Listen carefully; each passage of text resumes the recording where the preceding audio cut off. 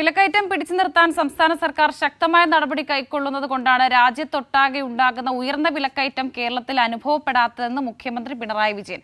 വിലക്കയറ്റം തടയാൻ കേന്ദ്ര സർക്കാർ ഒന്നും ചെയ്യുന്നില്ലെന്നും മുഖ്യമന്ത്രി പറഞ്ഞു.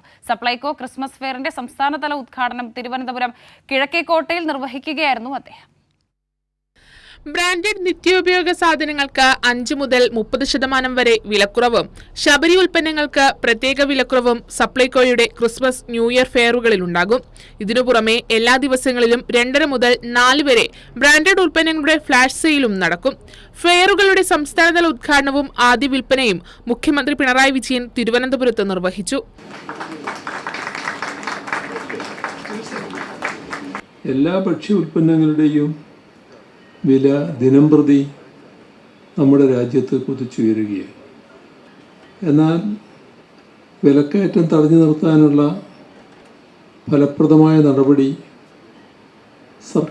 കേന്ദ്ര സർക്കാരിൻ്റെ ഭാഗത്ത് നിന്ന് ഉണ്ടാകുന്നില്ല എന്നതാണ് രാജ്യത്തിൻ്റെ അനുഭവം. അതായത്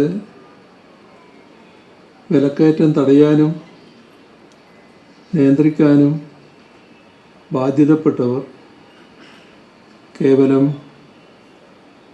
കാഴ്ചക്കാരായി നിൽക്കുകയാണ്. രാജ്യത്തിൻ്റെ വിലക്കയറ്റവുമായി താരതമ്യപ്പെടുത്തിയാൽ അത്തരത്തിലൊരു വിലക്കയറ്റം, ആ തോതിലുള്ള വിലക്കയറ്റം നമ്മുടെ സംസ്ഥാനത്തിന് അനുഭവപ്പെടുന്നില്ല.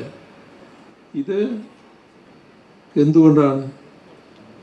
സ്വാഭാവികമായി ഉണ്ടാകേണ്ട ആ വിലക്കയറ്റത്തെ തടുത്തു നിർത്താൻ കഴിയുന്നത് ഫലപ്രദമായ വിപണി ഇടപെടൽ കൊണ്ടാണ്. നിത്യോപയോഗ സാധനങ്ങൾക്ക് പുറമെ പച്ചക്കറികളും ഇത്തവണത്തെ ക്രിസ്മസ് ന്യൂ ഇയർ ഫെയറുകളിലുണ്ട്. സപ്ലൈകോ ഫെയറുകളിൽ പൊതുവിപണിയേക്കാൾ വിലക്കുറവെന്ന് പൊതുജനങ്ങൾ തന്നെ വിലയിരുത്തുന്നു. വില കടയിലേക്കാളും കുറവുണ്ട്. നല്ല പൈസ, പൊതുവിപണി നല്ല പൈസയാണ്, ഇത് കുറവാണ്. സ്ഥിരമായിട്ട് വാങ്ങിക്കാറുണ്ട്, ഓണത്തിനും വാങ്ങിച്ചിട്ടുണ്ട്. ഒരുപാട് ലാഭമുണ്ട് കേട്ടോ. പഞ്ചസാരയ്ക്കായാലും മുളകിനായാലും എല്ലാ സാധനത്തിനും ലാഭമുണ്ട്. എല്ലാ ജില്ലകളിലും ജില്ലാ ആസ്ഥാനത്തെ പ്രധാന സൂപ്പർ മാർക്കറ്റ് സപ്ലൈകോ ക്രിസ്മസ് ഫെയറായി പ്രവർത്തിക്കും. കൈരളി ന്യൂസ്, തിരുവനന്തപുരം.